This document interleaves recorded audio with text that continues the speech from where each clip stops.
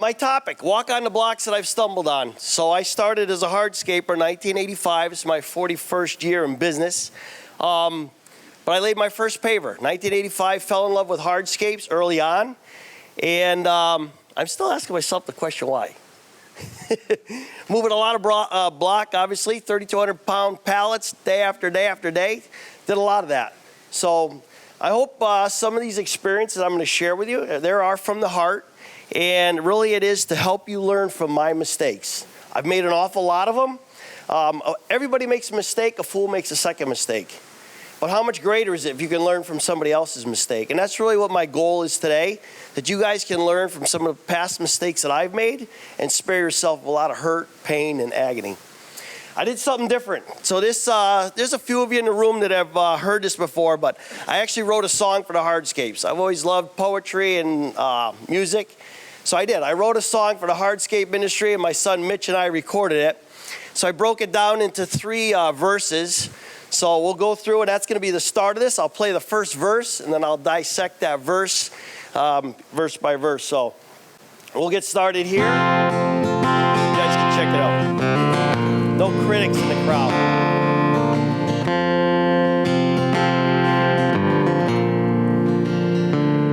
After 40 long years on installs and looking at all my mistakes, I would love to pour out my heart to those still breaking their backs today. I tell you with a voice that has been there, I've been installing for years. I've not always been a great example. I wish I could relive the years. Your life can be joy, your life can be blue. Look in the mirror, 'cause the choice is on you. Let my mistakes keep you from the wrong, and walk on the blocks that I stumbled on.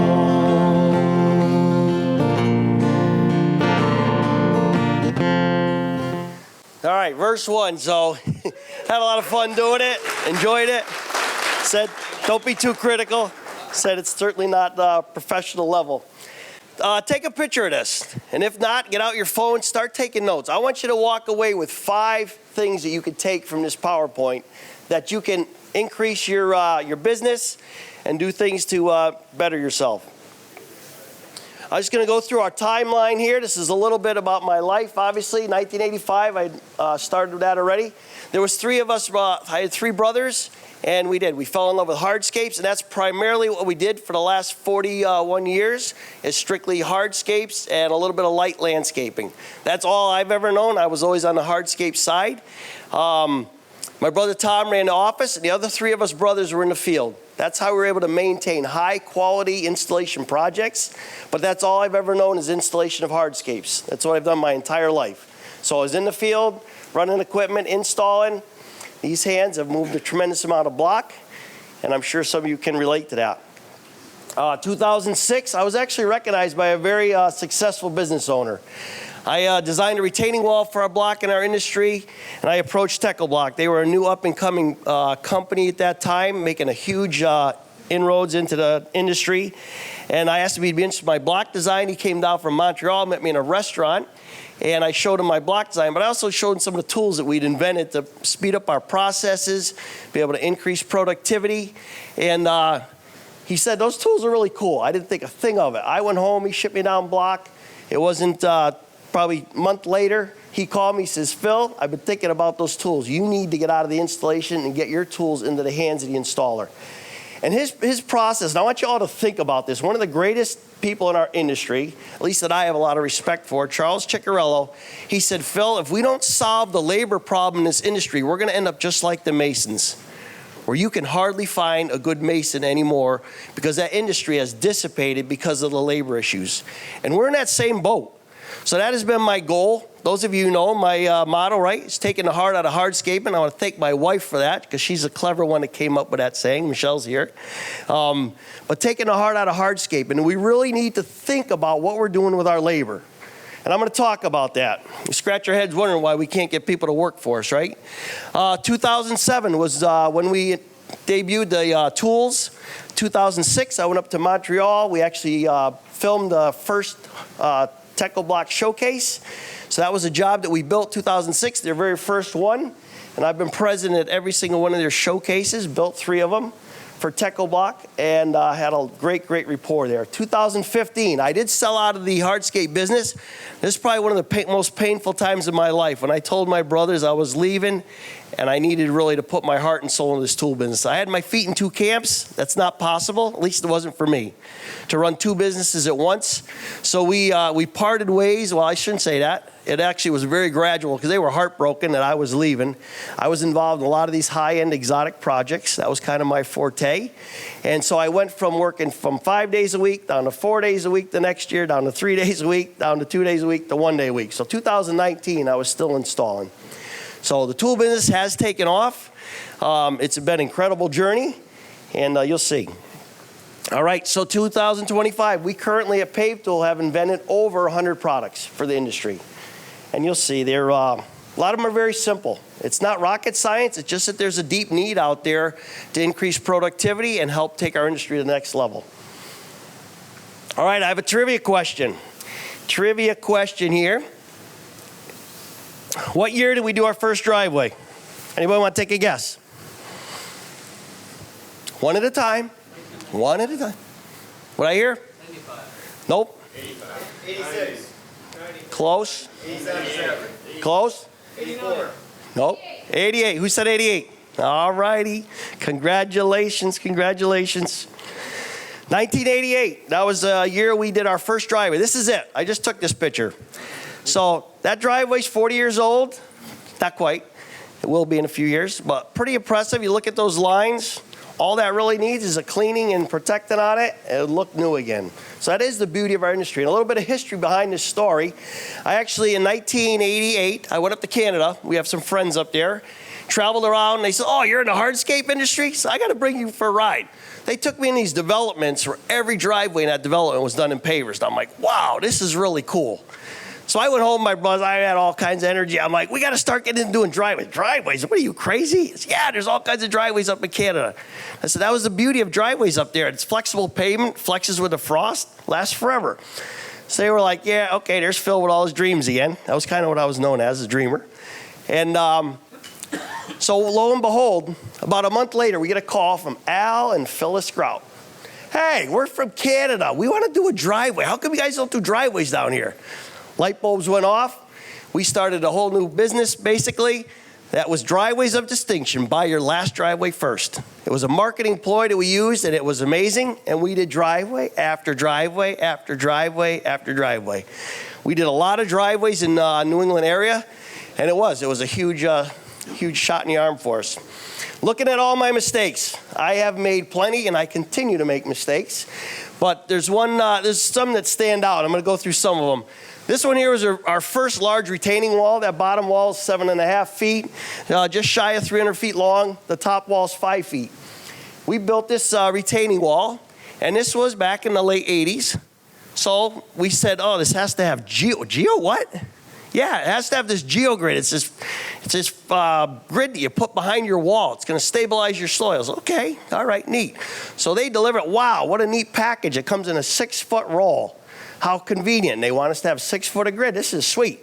So we built that wall. We laid out our 6-foot roll of geogrid. We backfilled. Off we were running. We got that first wall built, and the site guy says, hey, you want me to backfill your wall? Absolutely. He come in with his dozer. About his third pass, he ended up pushing our wall out. He put a big bow in our wall. So like, this is just wonderful, right? So we're trying to work, pushing that wall back and trying to get it looking pretty again. Built our 5-foot wall on top. Over the next 5 years, that wall started to continually drift outward. Like, what is going on? So we got the manufacturer involved. They come down and started doing some digging in. What do you think we did? We put the grid in the wrong direction. So my education far exceeds what any doctor has paid for the education. We spent the month on this job. We tore the entire project down to the base course and rebuilt the entire project. And we never sent that company a bill. Those people were flabbergasted that we never asked for a penny. To this day, we still work for that family. It's the LaCava family. They're developers, and we still do work for them today. Honesty, integrity goes a long way. All right, this is a mistake I have. You probably hear me when I'm talking. I'm out of breath half the time. I have asthma, thanks to this right here. And I want to encourage all, when you're young, you don't think of the repercussions that you're going to reap by making poor choices, and this is one of them.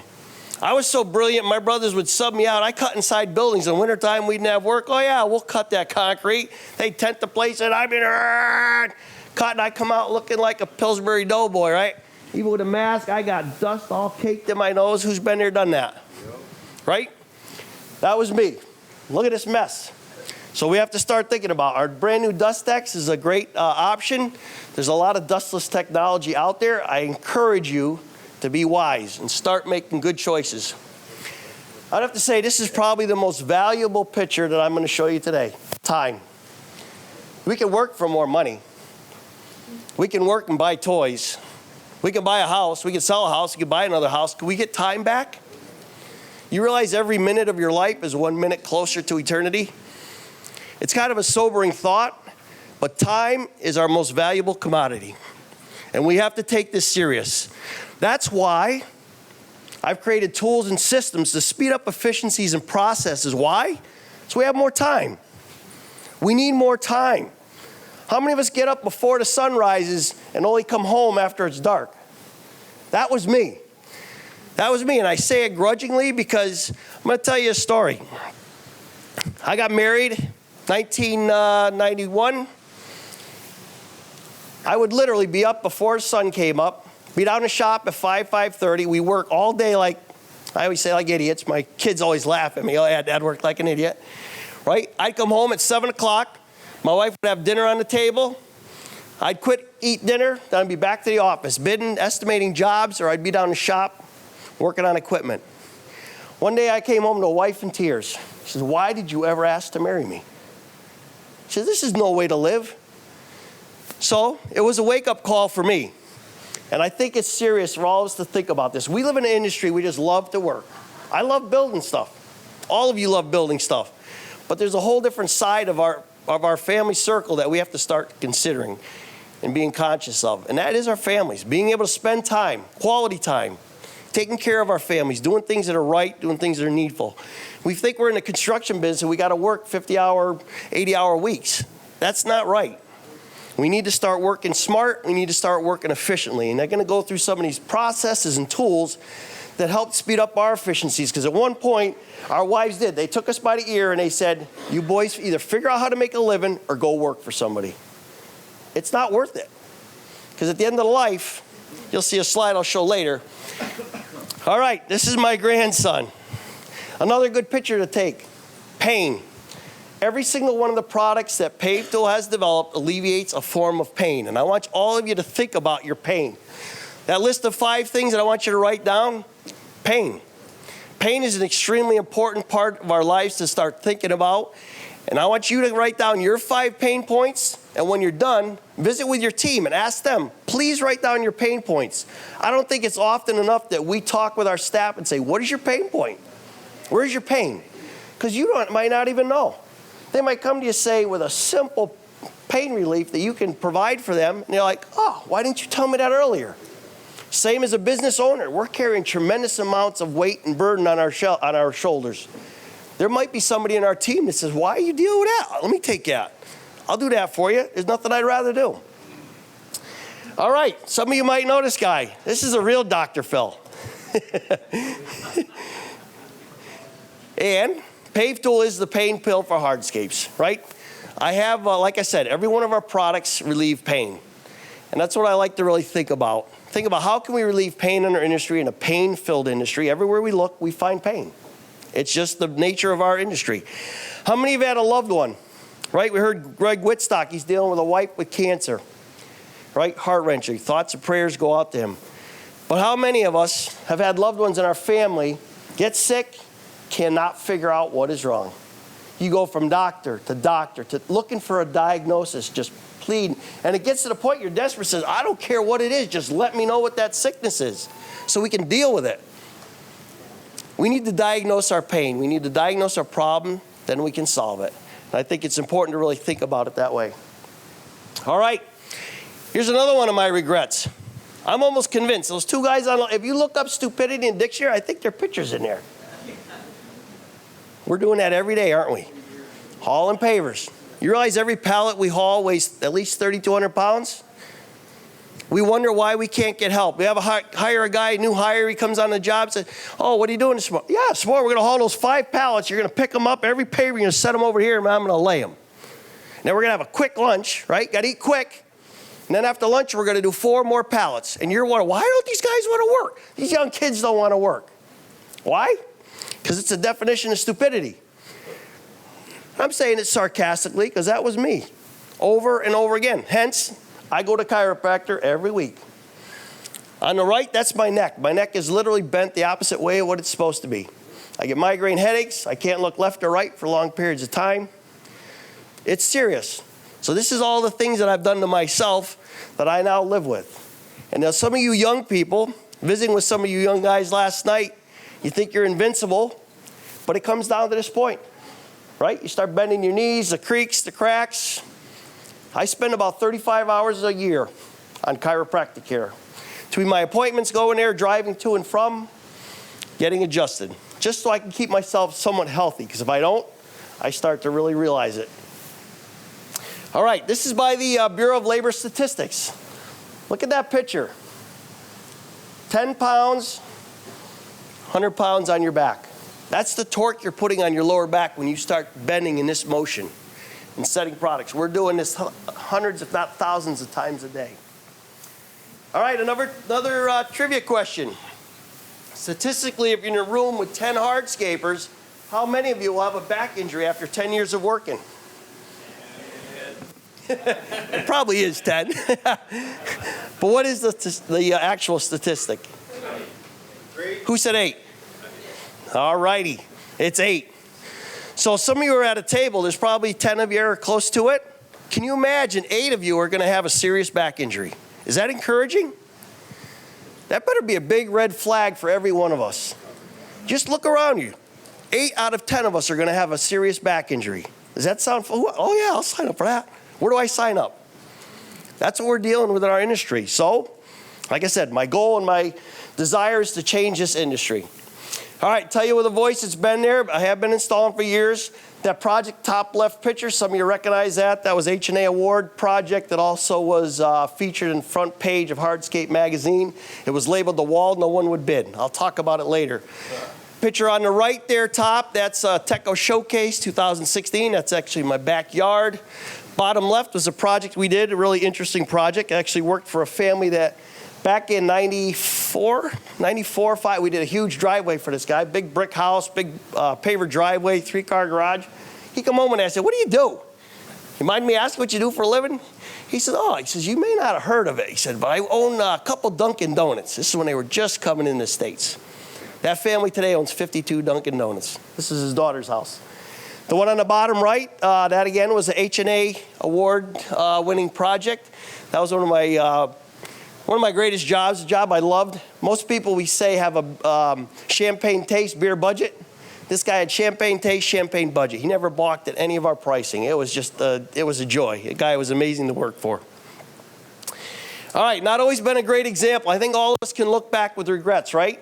I think treating our help better, giving them the right tools, the right products to lift product with instead of breaking their back. That calculator, I'm going to talk about that in the last verse of the song. It's all about the money. And Weston has done a tremendous job of trying to bring that to light. Taking care of our health. That picture on the right, we do a company outing every year. In fact, we just went on Tuesday of this week. We took our whole team out to Newport, Rhode Island. Some of you know about the mansions out there. The Gilded Age is kind of impressive. This here was Block Island. We went to Block Island, rented mopeds. We had a great, great day. And the other one is organization.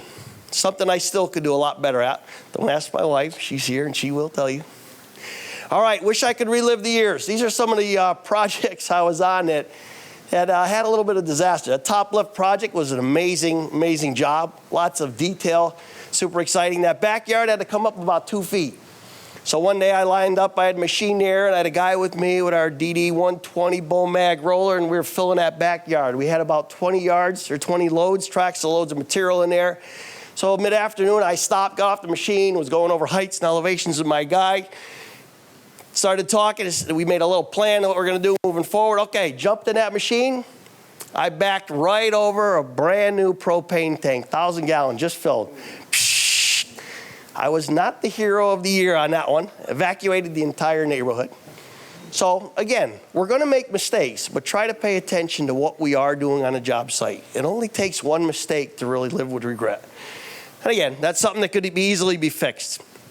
The bottom left-hand corner, this was in Glastonbury. It's a high-end town in our state, and a lot of historical society and whatnot. They had just put on an addition back. You'll see the gable end of that roof there. That was a brand new addition, post and beam, real authentic job. This we got a call. This job was sold. They wanted the driveway in before wintertime. And what you don't see here, this picture was just taken, but at the time when we did that driveway, there was a whole windrow of the oak trees on that right-hand side. So you couldn't make your swing with the excavator, super tight.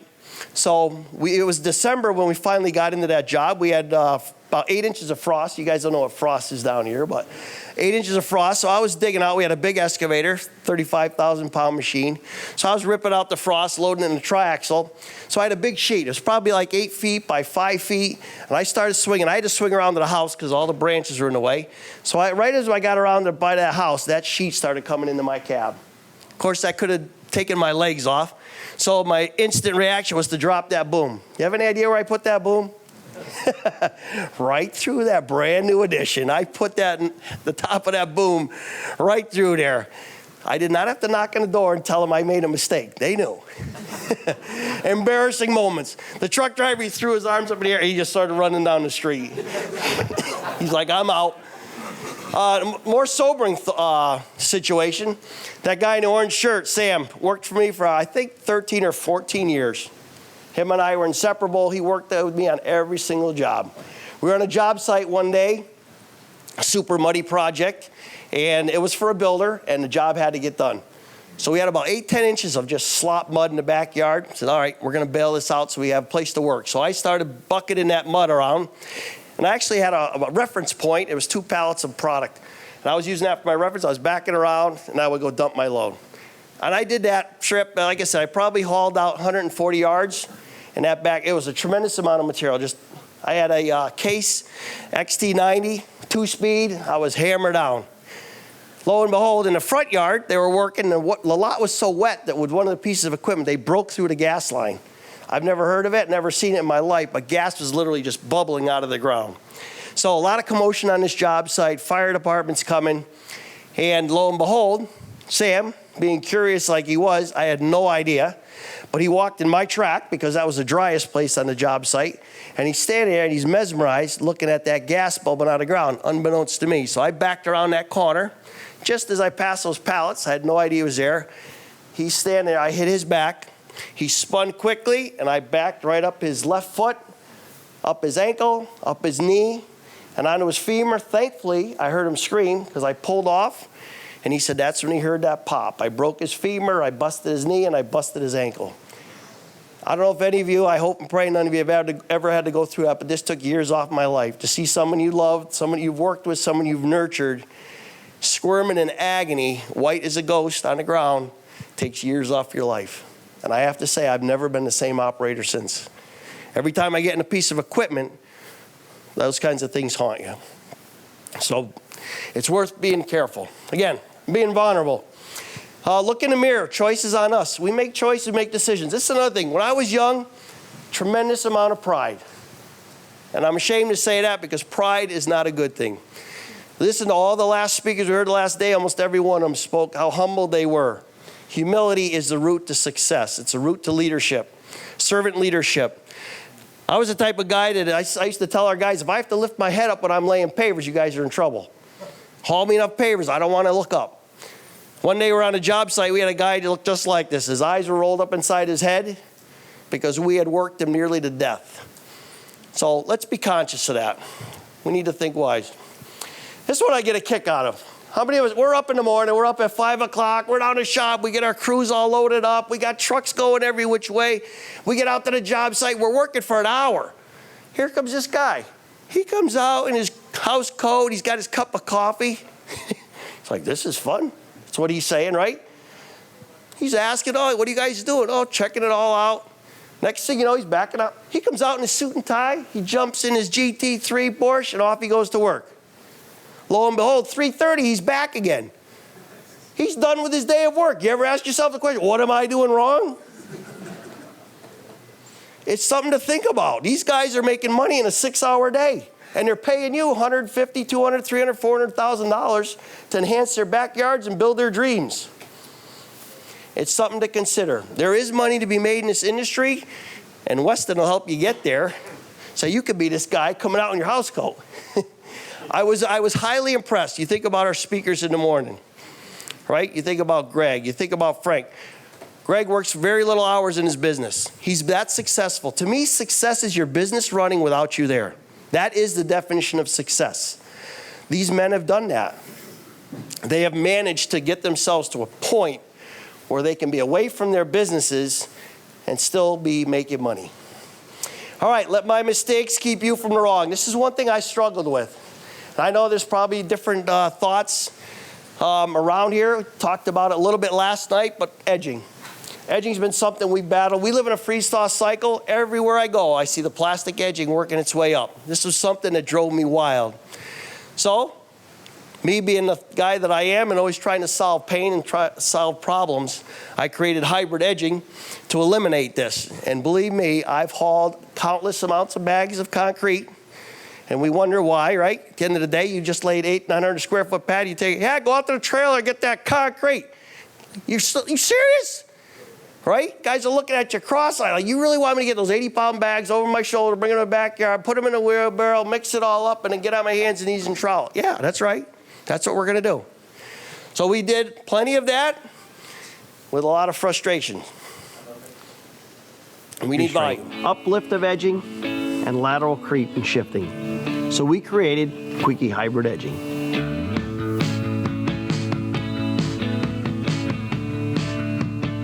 Whenever we're using a black plastic edging, we find that it kicks back on us a lot. It's popped up and it's heaved, and a lot of residential customers look at that and think that's how every system is. And with Pave Tools edging, we have actually eliminated that problem. Everything's set on a 60-degree angle if you're doing that coarse base, which ends up sewing into your base layer. So it eliminates that freeze thaw, which gives the client longevity and eliminates the callbacks. I think back to when we were installing our concrete edging and all the kind of negative health effects that that could actually have on us in the long term, and now we don't have to worry about that. We were able to carry our edging 200 feet at a time in the backyard with a bundle and install it quicker and have a much stronger install and not worry about not being able to grow grass and concrete being visible in a few years after installation. Another benefit of Pave Tools edging is the storage. Traditional concrete, we have to store it dry, it takes up a lot of space. Plastic biodegrades kind of in the sun and breaks down. We are currently starting to use it for driveway applications because up until this point, there really hasn't been a solution. The V-stake with the hybrid edging creates enough surface space for the stone to go up against to help prevent lateral shift or creeping with our pavers. HD hybrid edging has allowed us to get really creative on the job sites, doing our nice sweeps, curves, circles. It's really easy to cut in place. One of the coolest things is that we can actually bend it around our corners and lock the corner into itself rather than having two individual pieces. It's been a game changer for myself, for Winterberry, for a lot of people in the industry. We've all been looking for that one and done type of application, and I think Pave Tool nailed it. That was Teco Showcase 2000, maybe 3 years ago. Neat project, had a lot of fun doing it. Again, one thing I want to point out, Kent, my son Kent was on that job. Obviously, he hauled 200 linear feet of edging into the backyard by himself.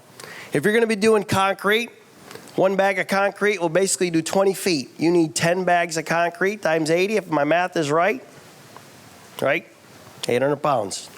Never mind your water. You're going to need at least 8 gallons of water, 64 pounds. Sure, 10 pounds, it'd be 80 pounds, sorry. Something to think about. All right, another trivia question. In a lateral strength test, how much stronger was the hybrid edging versus the modified concrete? And again, I've laid a lot of concrete. I'm not saying it's wrong. It's what we did. It's what we did, but there are other options. How much stronger was our hybrid edging? That V-shaped stake open grade system. I'm looking for how many times? Four. Who said 4 times? All righty, congratulations. 4 times stronger in a lateral pull test. What's that? I did. I didn't mean to do that, but it actually is one of my greatest techniques yet. So brought a tremendous amount of attention to the industry. And again, I have nothing against concrete. That's what I did. My whole life, I mixed a lot of concrete. We did a lot of concrete edging. However, me being the innovative guy that I am, our system, 200 linear feet of system, weighs 124 pounds with the edging and the hybrid stakes. So 124 pounds as opposed to what I say, 880 pounds. That's a big difference at the end of the day when you got to go haul that. Never mind mixing it and all the mess. All right, verse 2. I say please stay away from much throttle. You're judged by the company you keep.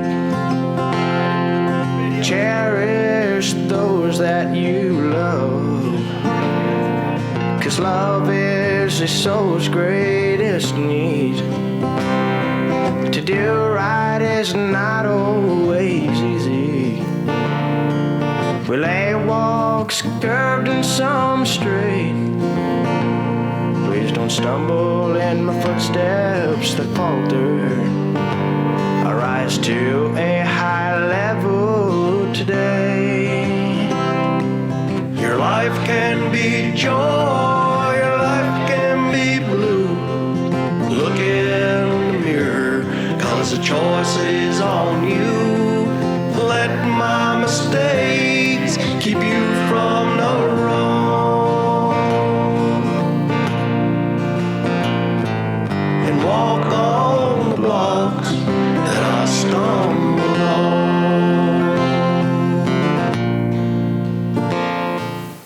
Moving right along. Stay away from the throttle.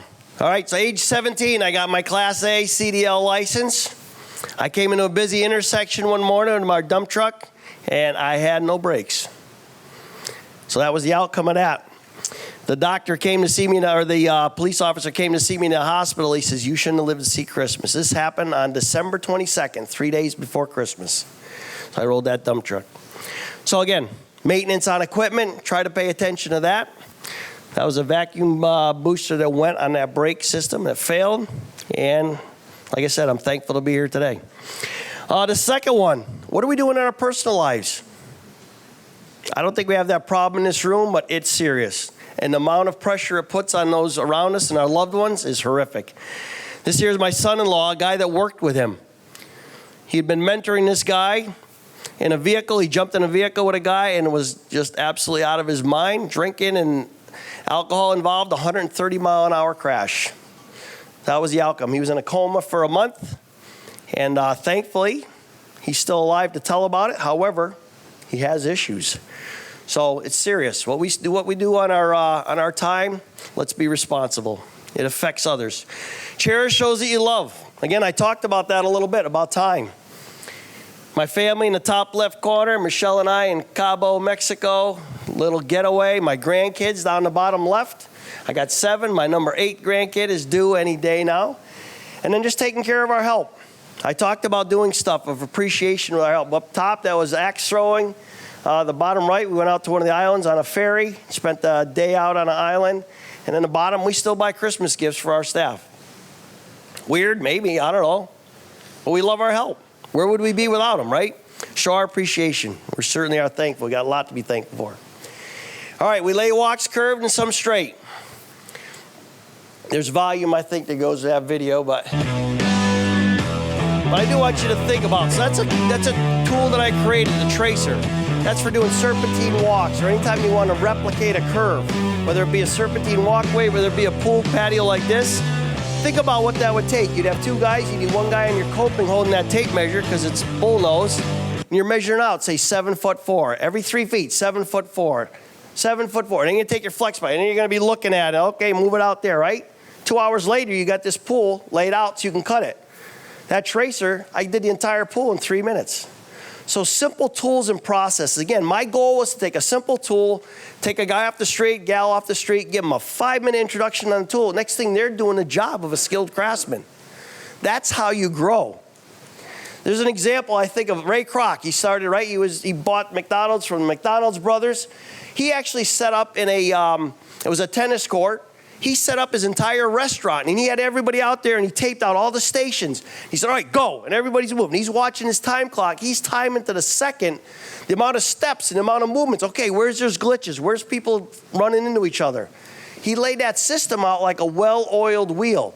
You could take anybody, hire them at McDonald's, and in 4 days, they're up to speed and running their task. Us, we'll train guys for years and years and years. Next thing you know, I've talked to several of you. Right? Joe mentioned it yesterday about his guy leaving. It's devastating. These guys that we work so hard to nurture, to train. That's why it's so important to put systems in place and document what these jobs and tasks entail. So we can get systems down and written down of what that job entails, how easy it is then to train your next up-and-coming staff. There's another video here. Screeder package, probably one of our most popular products. Getting off your hands and knees. A lot of torque on your lower back when you're reaching out and drawing back. Reaching out and drawing back. And we're doing that an awful lot. Set your trucks up with coal chutes. And again, another ease of installation.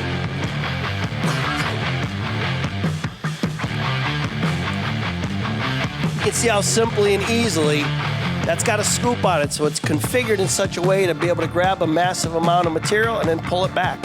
It's got a rounded bottom on it, so you can actually use it like a bull float to fill in where your voids are, where your screed rails are. A couple of knobs here to switch out your blades, a 3-foot, a 4'6", and a 6-footer. How many in this room have the Screeder package?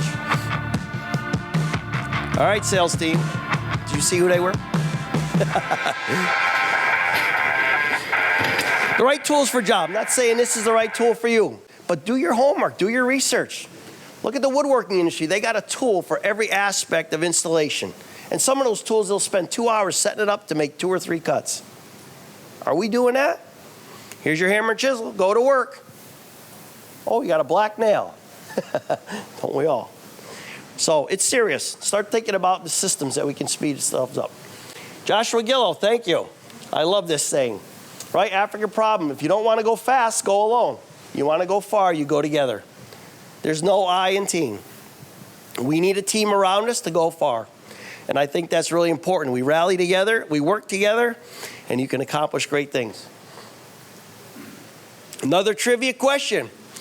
If an ox can pull 8,000 pounds, how many pounds can a team of 2 oxen pull? Now, I'm a math guy, and it would tell me. What were the numbers? Sorry. What is it? You got it. 24,000 pounds. Can I get through here? Ate too much of that brisket last night. All right, 24. That's pretty amazing. My math would tell me 16,000 pounds, but that's not true. A team of oxen that are trained together can pull 24,000 pounds. And I think that's really important that we think about that. How much further, like that African proverb, how much further we go when we work together as a team. All right, rise to a higher level today. There's a couple things I see in our industry that are being neglected. One is the cleaning and protecting. I know there's some in this room that are struggling. I know there's some that haven't come to this event because they're struggling. The opportunities that are out there for cleaning and protecting is unbelievable. None of us are doing it. Is it as rewarding as building a project from A to Z? Probably not. But it is something that has tremendous potential. You think of the millions and millions and millions of square feet out there that is not being catered to. And it's amazing how you can make a transition of product, and half the time you don't realize it. It's so subtle that dirt, debris, and mildew and moss grows on your pavement, you don't even realize it. My own backyard, Teco Showcase 2016. They hauled 178 pallets into my backyard, and shame on me, I let that go. Last year was the first time I cleaned and protected it. And I was really disappointed to see aggregate showing through my stones, where if I would have put a protectant on it, it would look like it did the day I installed it. Another area, getting yourself set up. I mentioned last night we were talking to a group about rainy days. Using those days to be able to set yourself up for success. We're firm believers in setting ourselves up with the right equipment, the right trucks, getting every tool organized in its own place so that you know exactly where it is. I was mentioning about opportunity costs. This is what this entails. Opportunity costs is a term, if it takes me 10 minutes longer to do a task, I've lost 20. The extra 10 minutes I spent, I could have started my next task. So you just think about that. If we can start speeding up our processes, 1 minute becomes 2. 2 minutes becomes 4. 4 becomes 8. 8 becomes 16. 16 becomes 32. 32 becomes 64, right? We can continue to do that math and how much time we're saving on a job. So getting yourselves set up with your trucks, your equipment. Just for instance, on that trailer, all our trailers, we've actually in the wintertime, we'll bring them in. We'll color coat our D-rings on our machinery, the D-rings on the trailer, they're all color coded. All the chains are cut to exact length so we don't have all this extra slop on the trailers. Everything is laid out specifically. We're set up a little bit different. I have yet to meet a company that's operated the way that Bahler Brothers has built their team. We have dig-out crews. This is my brother Lloyd's dig-out crew. He actually can stay ahead of 3 or 4 crews installing flat work. So we're set up with dig-out crews. On the back left there, you can just barely see it. That's a wall crew. Got an excavator and a skid steer. We run 20-ton tag-alongs. But those trailers are set up very specific for their job task. We have crews that's all they do is go out to the job. They screed, they lay, they fit, they cut, they edge, they sweep, they compact. That's all those crews do, day after day after day. So we're set up a lot different, but it's efficiency. That equipment is running 24/7. It's not sitting on a job site when guys are laying pavers. So it's a little bit different. Like I said, I haven't yet to meet a company that's kind of set up that way. But again, today we're running on that Hardscape crew, about 55 guys and 15, 16 crews. Have we attained perfection? No. There's lots to be learned yet. And I love sitting in rooms like this where we can learn from each other. This is SHS, so Souders that's here. The Souders team is here. We did this driveway, parking lot. This was our next gen school. So we did a group. We had students come in. It was just shy of 30 students came in. We built this parking lot in 1 week. Optimas, you'll see the paver laying equipment there. Elias is here with our team. He runs the large paver laying equipment for the Optimas. But it was very interesting, 2019. I got an email from Optimas. Hey, we need to talk. I'm thinking, uh-oh. I was wondering if I infringed on one of their patents or what I did. There was no specifics at all. So I ignored it because I was pretty scared. It wasn't another month or so later, I get another text. Hey, we need to talk. We got some ideas we'd like to share with you. All right, okay, this is a little bit different angle. I finally reached out to Optimas. They knew more about me than I knew about myself. They said, we've done enough research on Phil Bahler and Pave Tool, and we would like you to be the North America rep for our products. And I was honored beyond belief because 2003, we had a really good year. We went out to Vegas, and that's where I first saw Optimas. They were out there with their paver laying equipment, and they were laying one layer at a time, something that I was blown away at. Never had seen that before in my life. My goal is that all of us are running that equipment. All right, verse 3. Please pay attention to the numbers. As we all know, the numbers don't lie. We need to show profit in December. If you don't, kiss your business goodbye. We all need to make a good living. I've seen it easy and hard. Make sure that your finances in order. So from retirement, you are not barred. Your life can be joy, your life can be blue. Look in the mirror, 'cause the choice is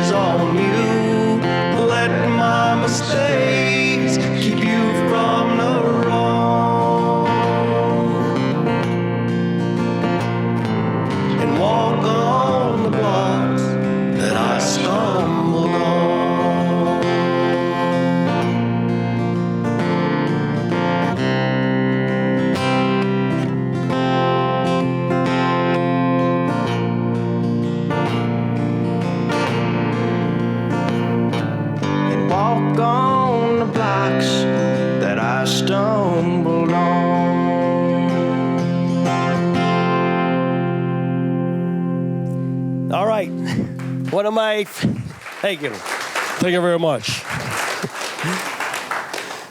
So again, some of you know I am a numbers guy. I love numbers, and I wished I'd known them earlier because this is really what makes it tick. I mentioned before, if you don't know your numbers, go work for somebody because you make everybody around you miserable, right?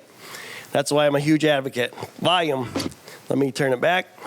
One thing I want to speak to real quick on that is the whole know your numbers thing kind of triggers a stigma of like, oh my goodness, I don't want to be an accounting nerd. I don't want to be, just let me cut papers into the ground. I'm happier there. I get that. The good, like, all I want to say is it's not like you have to become an accounting nerd. With today's technology, it's as simple as plug in your expenses, who works for you, how much do you pay them, what do you pay for your insurance, and it spits your numbers back out at you. That's literally how simple it is today.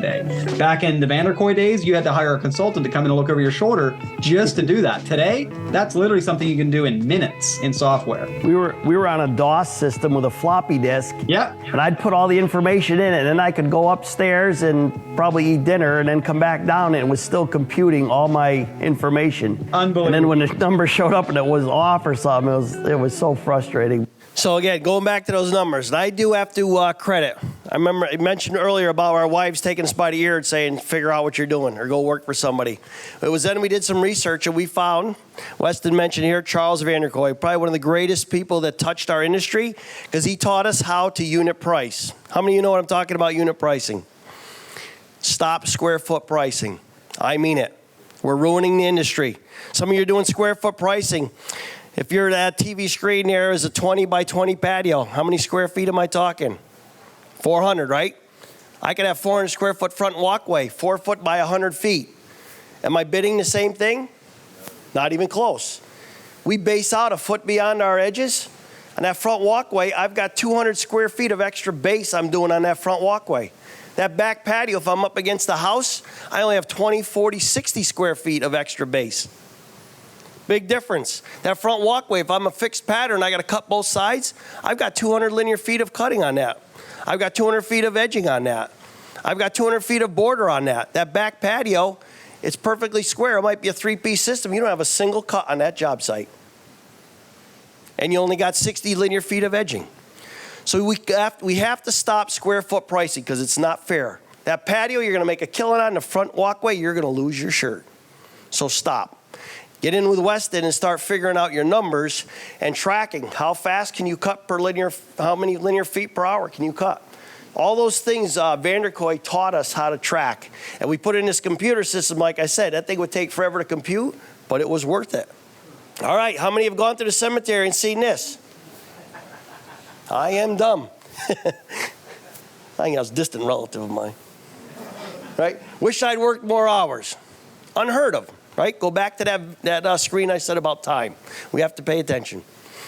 This I love. I love the analogy. How many of us have been on in a softball league, baseball league, and you wait till the night, hey, did we win? Unrealistic. We don't wait till the ninth inning to figure out what our score is. After the first day, oh, we're down by 3 runs. What are you going to do? We rally that team together. We say, okay, we got to make some changes. What are we going to do to get our game up? It's the same thing in business. Don't wait till the end of the year. It's, hey, let's look at a profit. Woo, wow, we lost money this year. What are we going to do next year? We should be paying attention to every single job that's complete. That paperwork gets in. We should be job costing. I'll give you an example. We do a toolbox meeting every Friday morning. Friday morning, we have 2 vials. One is for profit. There's a dollar amount attached to it, and one is sales. If we're hitting goal, when those guys come in, there's either bagels or donuts on that counter. So it's a direct visual. They know instantly, hey, we're on schedule. This is awesome. They also know if we hit goal that they're going to get a 10% bonus in December. At Christmas time, we literally write our guys, if we hit that profit goal, we write them a check for 10% of their pay. This has been game changer for us. We work, and I've yet again to meet anybody that's done this, we literally shut down for nearly 4 months in the wintertime without sending out a single bill. We've been able to build a system and a team that's that well-oiled to perfection. No, we have lots of mistakes we still make. But it is a company that we built that we are extremely effective, we're profitable, and we literally do. We don't send out a bill for 4 months. Very unique, and we can only do that by watching our numbers. So we're extremely profitable. On our jobs, every job then in that toolbox meeting is dissected. We're supposed to hit 45% gross profit margin. The guys know that. If all of a sudden it pops up 40, hey, why do we hit 43%? Well, yeah, we blew a hydraulic line. Would set us back 3 hours. Okay, all right, understandable. Now I got another, hey, we're 28%. What do you mean 28%? Everything on that job went like a well-oiled wheel.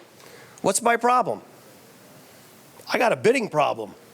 I bid the job improperly because them guys said the job went smooth. So we're going to wait till December to figure out that we lost money on all those jobs that were similar to that? That's why it's so important that we job cost every job that we do so we don't continually make the same mistakes. Make sure that we're making profit. And again, I want to be honest. We have not got it down to perfection. We're human like anybody else. We make mistakes. But these are things to really think about and shoot for as far as goals. All right, we need to show profit in December.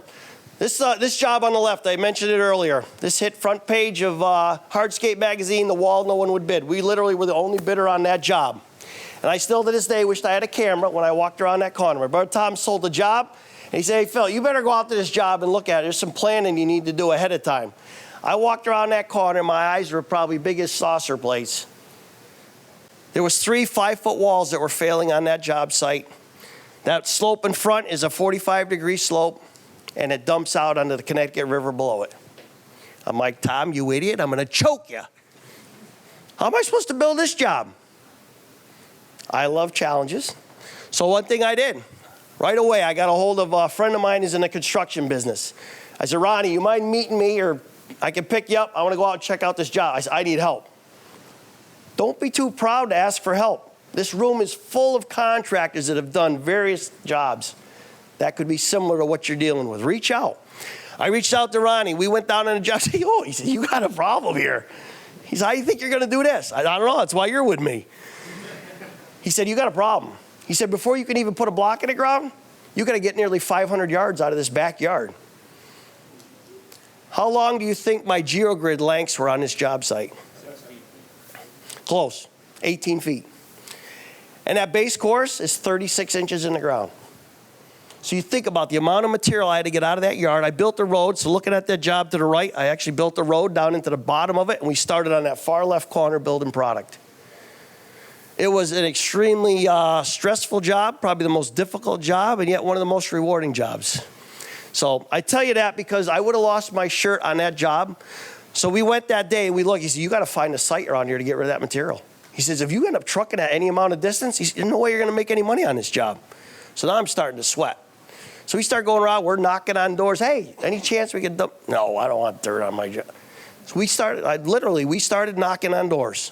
And I think that's important because material moving is one huge expense in our industry. And the less we move that material, the more profit we're going to have at the end of the day. And I think that's really crucial because a lot of us shuffle dirt all day long that doesn't need to be. So we kept searching. We spent the whole day. There was a lot down the street here that hadn't been built on. And originally when I got there, I said, there's no way. This is a high-end development. There's no way they're going to let me dump dirt on this project. So we were frantic. So I finally got the number from Jendon, was the name of this couple here. And they gave me their number. I called them. I pleaded. I said, any chance I can rent this property from you for a month and a half? So I'll pay you. I'll do whatever I can. So I'll seed it. It'll look like it looked, when we got there. They agreed to it, and I had a home run. That's what made that job profitable. So it's important to plan your jobs, pre-planning your jobs. I think a lot of time, a lot of money is wasted. That job on the right, I can't. How many of us have shown up on a job and you can barely see the cab of the machine? The guy's getting, we're digging, we're having fun, right? You start digging, you're having a ball because you're running a piece of equipment. Stop.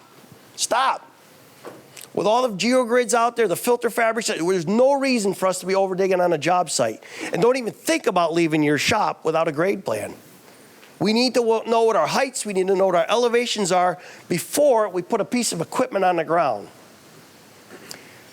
For example, if we're 3 inches, if we overdig 3 inches on an 800 square foot patio, that's 7.4 yards of material that we have to haul out. If we bring in material, now we got to bring in high quality premium product back in to backfill. If you're using a dense grade material, it's going to compact 30%. Now you're up to 10.5 yards.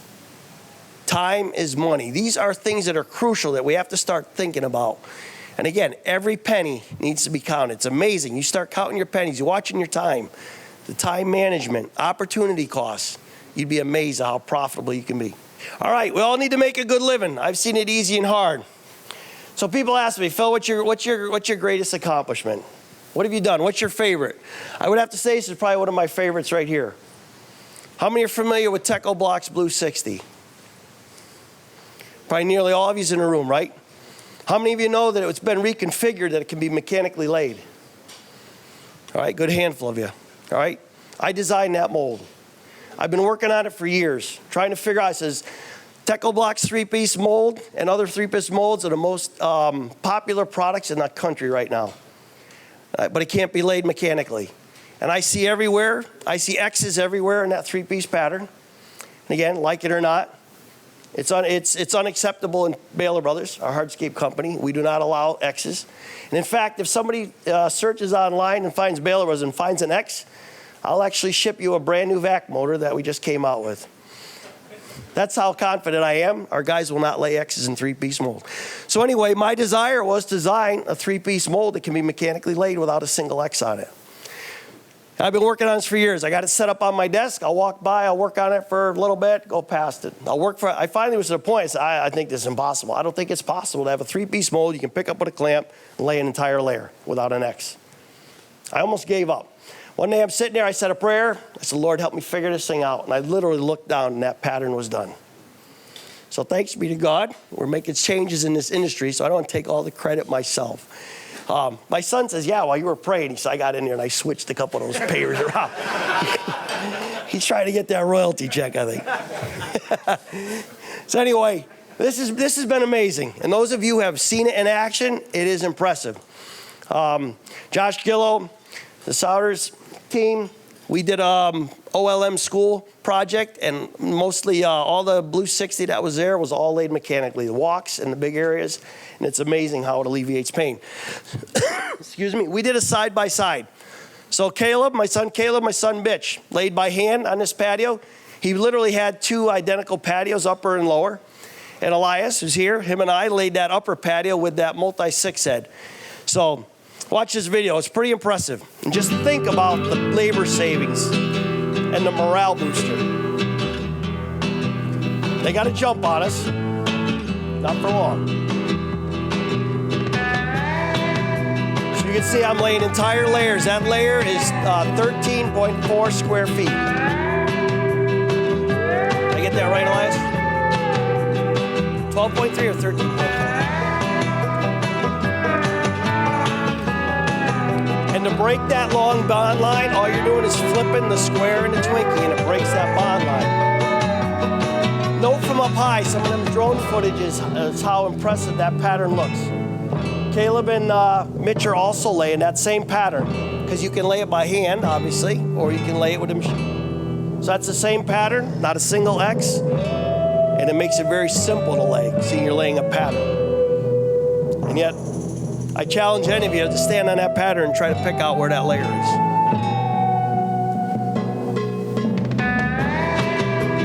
Now you can see I'm fronting. I'm actually bringing them pavers because they're struggling. It's another point I want to make. This head has been purchased by many, many contractors just for fronting. 80% of our energy is picking the product up, carrying it over to the install field, and setting it down. 80%. So you think about alleviating that.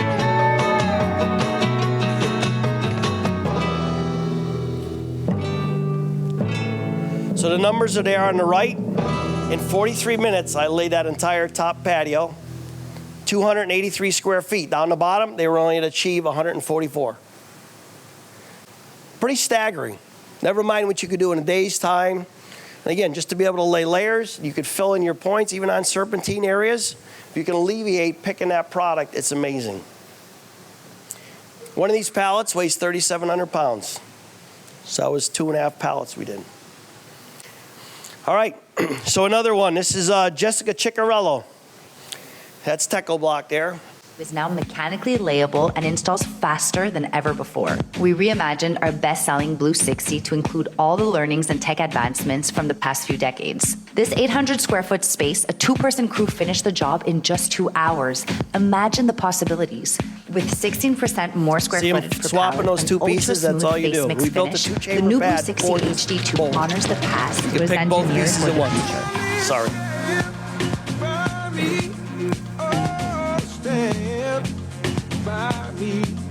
So pretty impressive. So again, that's been my goal. My desire is to alleviate pain in this industry, and this is an area that I see that's tremendous amount of pain. Getting product from pallet to pavement. If we can do that with ease and have a product that looks amazing, what a home run. So that project you saw there, Jessica was showing, that was Teco Showcase last year that we built. My son Mitch and I installed that, and we actually laid that in 2 hours at 800 square foot patio. So pretty impressive again. Cost, people say, that thing's expensive. This pricing has not been upgraded. It's actually $26,000. $26,000. People think, that's a lot of money. Is it a lot of money? If you drag that out or spread that out over 10 years, that's literally $2,600 a year that you're going to pay for that head. Think about one employee. Put your own numbers in here. Bahler Brothers is billing out over $80 an hour. I put in here $53 an hour, 8 hours. That's $424 a day. And yet we normally work a 9-hour day, so that overtime, that's going to be $79.50 an hour. Your total for the day, $503 a day. How many have done the math of what it costs to get an employee out the door and paid? I think most of us in this room should have done this exercise. If not, you better talk to Weston. So if you add that up over 10 years' time, that's an $805,000 investment. Is that number staggering? That's one employee for 10 years. That number should set us back on our heels. So that head's going to cost you $2,300 a year. So something to think about, something to consider. Is it tomorrow? No. This is definitely a way of the future. We're working on developing more products that can be mechanically laid. I have worked with a lot of the major manufacturers in trying to solve this problem so that more and more products can be laid mechanically. This is another project. This was Showcase 2000. Let's see that driveway down to our storehouse. This is again 700 square feet that Caleb and I laid. And one thing unique about this is those rollers allow us to push any linear product to half bond, quarter bond. So it makes it really cool. You can see we're laying this half bond product. But Teco Block on this particular project wanted to make it look like just not a plain driveway. So they had to add in some detail on this. They added the squadra, and they added a dark band of gray. So we literally were able to incorporate the dark gray into the pallets.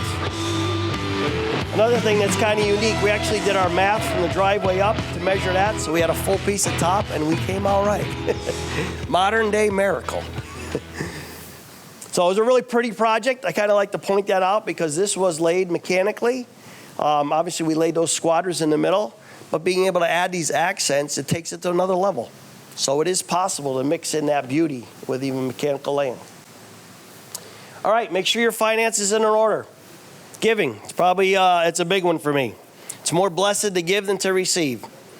A lot of you heard that. I think they talked about it yesterday likewise. Family. Can't express enough how important it is, family.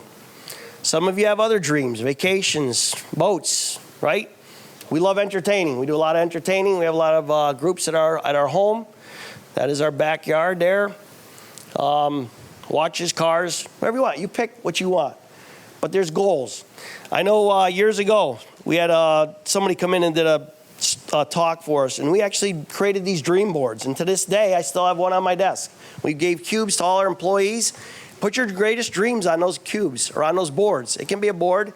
Put your dreams on there, your goals, your hopes. When you go in the morning or when you wake up in the morning, it might be on the back of your bathroom door, and you see that. It's staring at you every day. You know what your goals are. Stay focused. It's amazing how it can motivate you to work that day. All right, so from retirement, you are not barred. Takeaways. Again, all of you should have these filled in, or if not now, like I said, take a picture or do it on your own time and think about pain when you're filling these in. Mine, be more organized, detailed when designing new tools, hire the right help for sales to alleviate pain, Continue to create good practices for warehouse flow. These are my pains. You're going to have yours. Set up employees with equipment they need. Again, research our new building options for our extended warehouse. So these are my goals. These are things that I'm working on. But how important it is that we have focus. Focus helps bring clarity and helps us achieve those goals. Special thanks from the SynkedUP family. We just took this picture on Monday. Like I said, we had our company outing. Our sales staff flew in from around the country, and we were able to get a picture of our team. So this is the SynkedUP team, which we're extremely proud of. We have an amazing team, all with a love and a passion for taking the heart out of hardscaping. So just to recap, I want to thank all of you for being here, taking time to invest. This class is not free. Obviously, it costs you to be here. That opportunity cost, you think about 2 days of labor, being here, it's a big investment. Make it worth your while. Said, thinking back on some of your mistakes. What are you going to do different? How are you going to change? What are you going to do to increase your efficiencies? What are you going to do to treat your help better? What are you going to purchase to make your equipment better? Do your research and find out what's best for you, right? A lot of us have been there, just like I'm singing in that song. We've been there, we've done that. What are we going to change? How are we going to change moving forward? There's a lot out there that we can do, a lot we can invest in, a lot we can research and look at. Make wise decisions. Hire the right help. Make sure we're working with the right people. Create that culture that's unmatched. I can't imagine. I know all these years I worked with a lot of staff over the years. We've had people from prison. We've had people with different issues, right? It's been my passion to help people, to do better, help these people, take them to the next level. And I think that should be our goal. We touch a lot of people in our lives. How can we make a difference in somebody else's life? That's the most rewarding thing I would say ever. Let's make differences. Let's surround ourselves with good people. Having your staff be the right people, the right fit for you. When I drive up to my shop and my hair doesn't stand up on the back of my neck, that's a goal. That's a win. There's been times I've had that. I pull up to the shop and right away, I'm starting to get the hair stand up my back. I got somebody at work that I'm dealing with that struggled. That's not fun. That's not a fun place to be. So make sure that we're setting the right people in place, having the right goals.